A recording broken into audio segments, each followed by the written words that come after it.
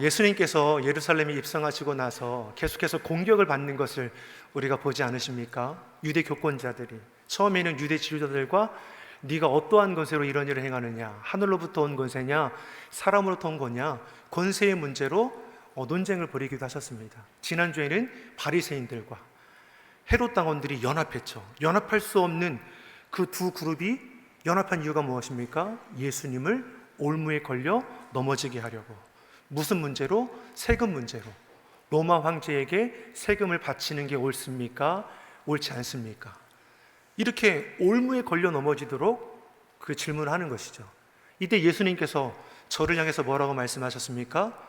가이사의 것은 가이사에게, 하나님의 것은 하나님께 바치라. 주의 말씀으로 저들의 논쟁을 깨끗하게 정리하는 것을 볼 수 있었습니다.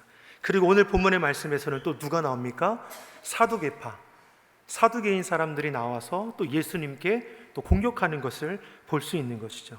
어떠한 문제를 가지고 나왔느냐? 본문 23절이 우리에게 이렇게 말씀하죠. 23절의 말씀을 같이 읽어보겠습니다. 부활이 없다는 사두개인들이 그날에 예수께 와서 물어 가로되. 아멘. 자, 사두개인들은 예수님 당시에 예루살렘 성전을 중심하는 제사장 그룹도 여기에 포함되어 있습니다. 저들을 따랐던 무리들도 포함되어 있고 부유한 귀족층 계층들도 이 그룹에 포함되어 있습니다. 같은 하나님을 믿고 같은 신앙의 뿌리를 가지고 있음에도 불구하고 저들이 부활이 없다라고 믿었다라는 것이죠. 이들은 다윗 시대에 대제장인 사독의 후예라고 알려져 있습니다. 문제는 이들이 어떻습니까? 영적 세계를 인정하지 않죠.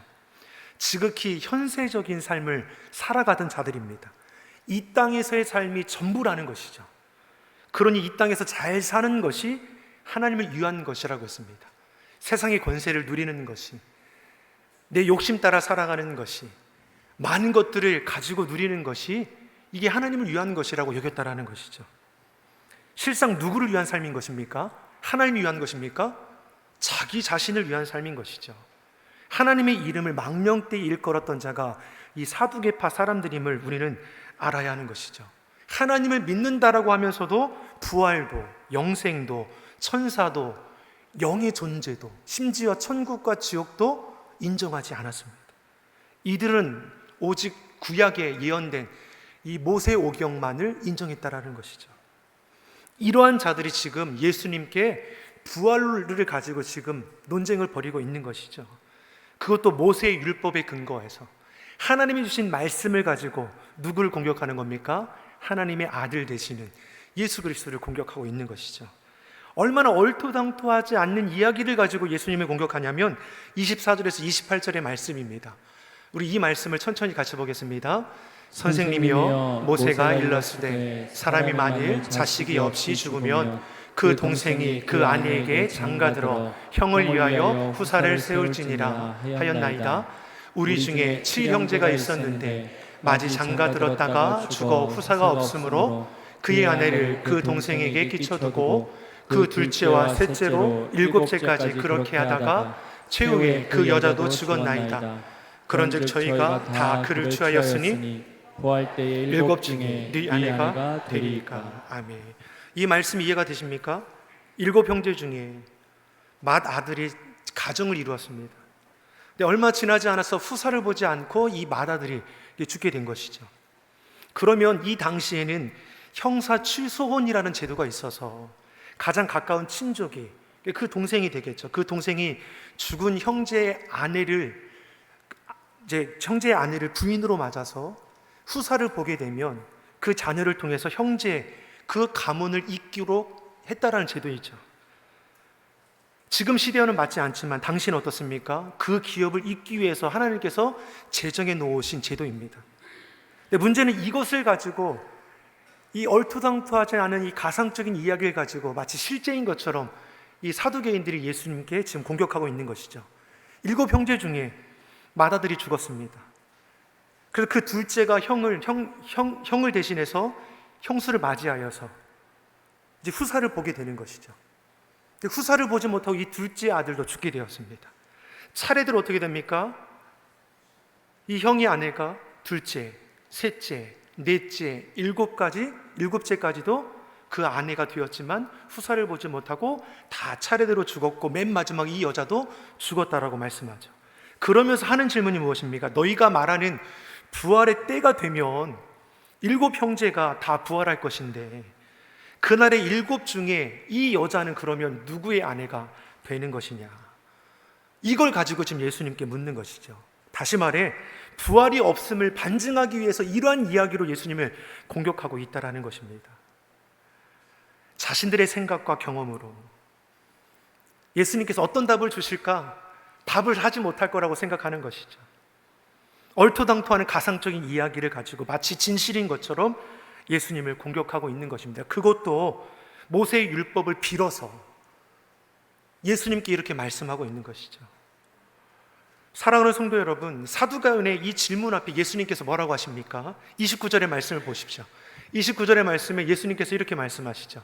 예수께서 대답하여 가라사대 너희가 성경도 하나님의 능력도 알지 못하는 거로 오해하였도다. 자, 예수님은 사두개인들을 향해서 뭐라고 말씀합니까? 너희가 성경도 모르고 하나님의 능력도 알지 못하는도다. 지금 사두개인들은 말씀을 중심으로 해서 자신의 삶을 말씀 앞에 비추어 살아가는 이들이 아닙니다. 자기 삶의 중심에 비추어 말씀을 이용하는 자들이죠. 오늘 말씀도 무엇입니까? 예수님께 지금 부활이 있느냐, 부활이 없다라는 것을 반증하기 위해서 이러한 질문을 하고 있는 것이죠.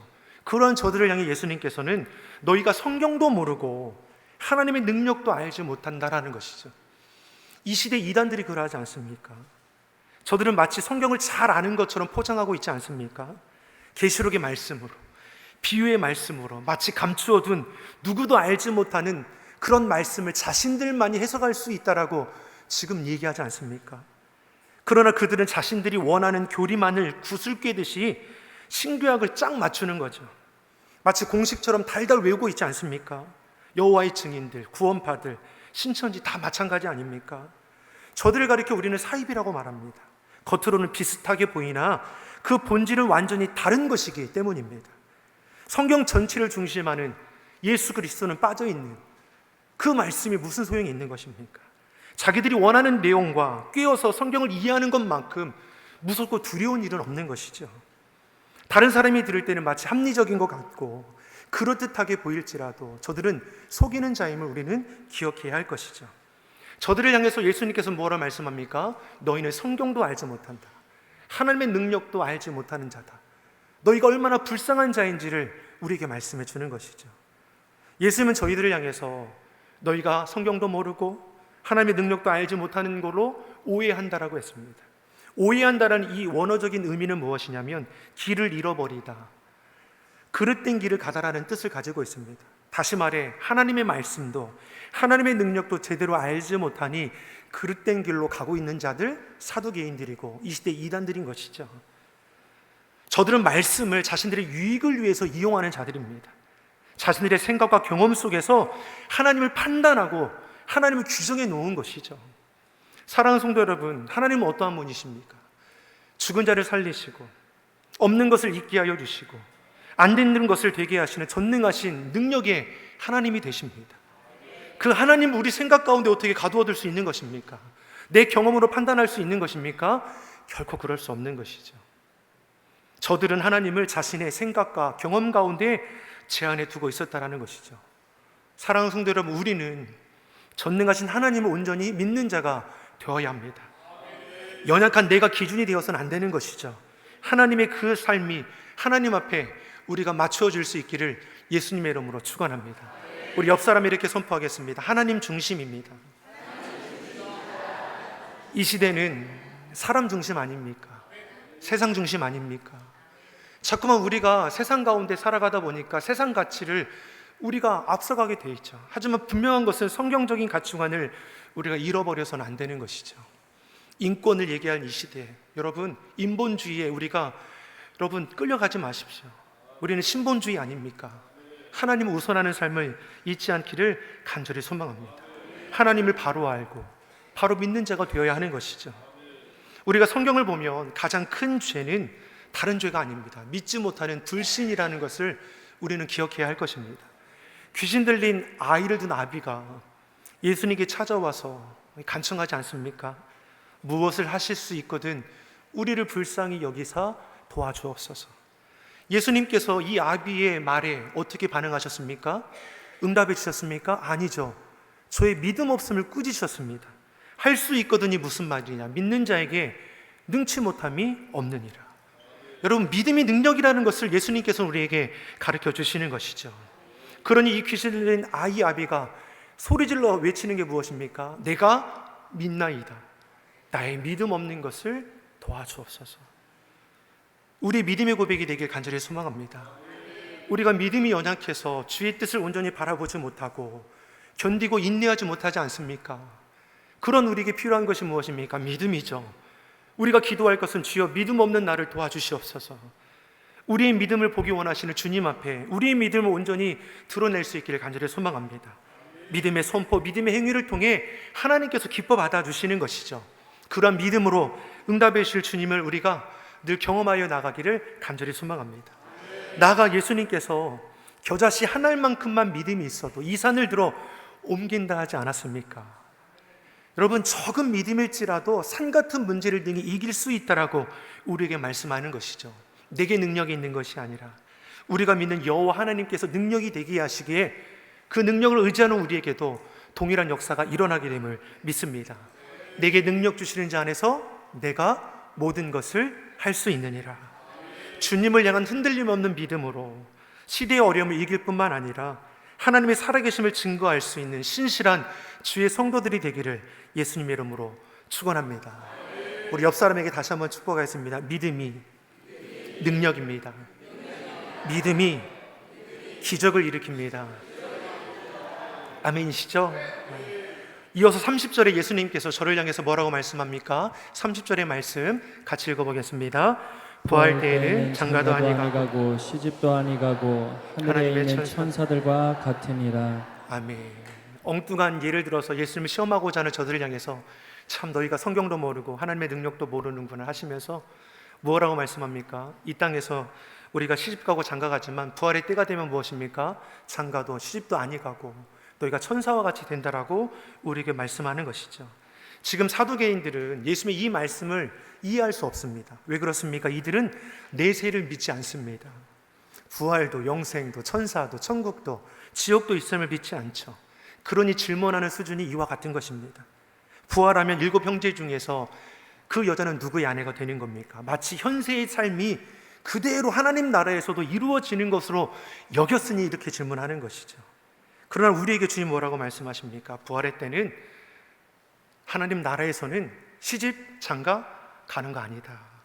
우리가 간혹 부부 사이를 테스트할 때 이런 엉뚱한 질문을 하지 않습니까? 다시 태어나도 예측하셨나 봐요. 지금 남편하고 결혼하겠냐고, 지금 아내하고 결혼하겠냐고. 우리가 이런 엉뚱한 질문을 하지 않습니까? 다시 태어날 일은 없습니다. 여러분, 성경적으로 다음 태어날 일은 없습니다. 우리는 한 번뿐인 인생을 살아갑니다. 하지만 이 땅이 전부가 아님을 분명히 알고 이 땅의 삶이 마치면 우리는 하나님 앞에 결산하게 될 것이고 영원한 생명 가운데, 영원한 형벌 가운데 나누어지게 될 것이죠. 믿는 저와 여러분은 천국 가운데 거하게 될 것이고 주님 안에서 영원한 생명을 누리게 될 것입니다. 앞서가신 우리 부모님들 있죠, 형제들이 있죠. 주님의 때에 우리는 다시금 만나게 될 것이죠. 하지만 내 남편으로 만나고 내 아내로 만나고 내 부모로 만나고 내 자식으로 만나냐? 그렇지 않다라는 것입니다. 결혼은 이 세상에 속한 제도입니다. 세상 질서와 하나님의 질서는 엄연히 다른 것이죠. 하지만 지금 사두개인들은 세상 질서 가운데서 하나님 나라를 이해하고자 하는 것이니 이해할 수 없는 것이죠. 육에 속한 사람이 영에 속한 일들을 이뤄할 수 있습니까? 결코 그러지 못하죠. 고린도전서 2장 14절이 그래서 우리에게 이렇게 말씀하는 것입니다. 우리 같이 한번 읽어보겠습니다. 육에 속한 사람은 하나님의 성령의 일을 받지 아니하나니 저에게 미련하게 보이며 또 깨닫지 못하나니 이런 일은 영적으로야 분별합니다. 아멘. 자, 사두개인들은 영의 일을 알지 못하죠. 이해하지도 못합니다. 세상에서의 시집가고 장가갑니다. 소유하고 집착하며 살아가는 것이죠. 결혼하고 출산을 해야죠. 어떻습니까? 인류가 보존되는 이 시대를 우리가 살아가는 겁니다. 그러나 천국은 어떠한 곳입니까? 다시는 죽음이 없는 것이죠. 세상 제도에 묶여있지 않은 차원이 다른 것임을 오늘 우리에게 말씀해 주는 것이죠.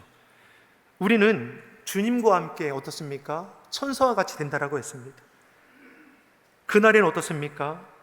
썩지 않는 영광의 몸으로 우리가 다시금 세워지게 되는 것이죠.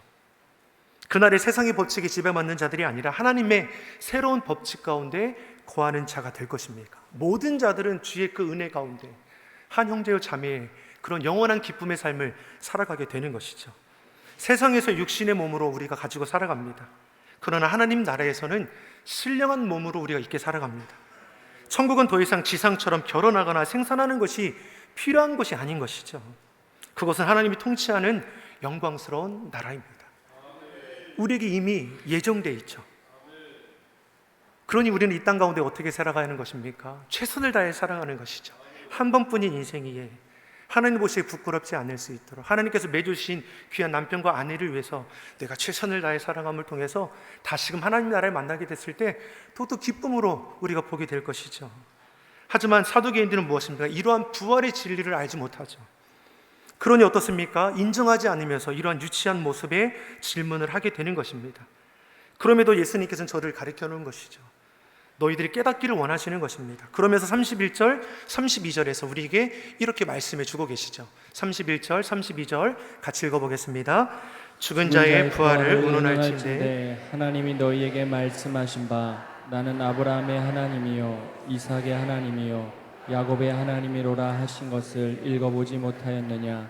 하나님은 죽은 자의 하나님이 아니요 산 자의 하나님이시라 하시니. 아멘. 이 말씀은 예수님께서 출애굽기 3장 6절의 말씀을 인용하셔서 사두개인들을 가르치는 말씀입니다. 사두개인들은 모세오경의 말씀만을 인정했기 때문에 예수님께서 저들을 위해서 저들이 잘 알고 있는 이 말씀으로 가르치는 것이죠. 출애굽기 3장 5절에 6절의 말씀입니다. 출애굽기 3장 5절 6절의 말씀, 이 말씀을 예수님께서 인용해 주신 것이죠. 같이 한번 보겠습니다.